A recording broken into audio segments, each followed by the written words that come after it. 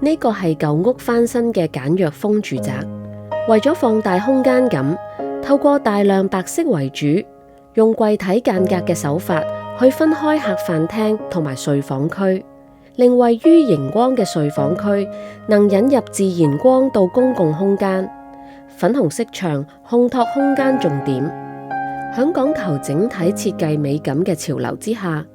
櫃體設計更成為空間整體風格嘅一環。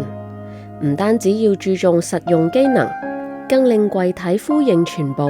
先至唔會令空間感零散凌亂，完美呼應空間嘅結構同埋生活機能。由於屋主有大容量嘅收納需求，但係空間本身嘅大小有限制，設計師藉住由唔同層次嘅規劃，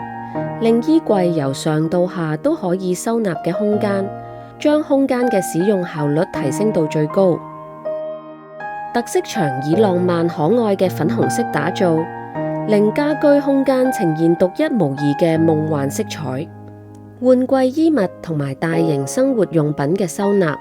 可以利用睡房地台床下嘅空間，令呢啲用唔到嘅物品藏於無形，將暫時着唔到嘅衫同埋雜物分散收納於地台下嘅空間，滿足屋主多元嘅生活需求，同時提升空間效率。亦可以作為多元化休息室，梯級亦可以當客廳嘅長凳用。對於廚房空間嘅風格營造，暖心木質感貫穿客廳廚房，木地板、木櫃同埋純白色系風格，如同日劇般嘅日式無印風格，展現利落線條同埋簡約派嘅生活態度。再以 U 字形打造，響空間上有絕對嘅優勢。動線上可以分成3個連貫嘅面向，可以將水火分離，提升使用上嘅順手性，最符合日常使用嘅動線規劃。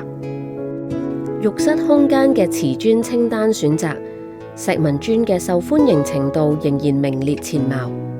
除咗自然紋理帶嚟嘅視覺享受，光滑嘅表面更有助於清潔。若果希望衛浴空間維持明亮感，淺色石紋磚則為理想嘅選擇。其紋理特色具備隱形污垢嘅效果，同時又不失優雅質感。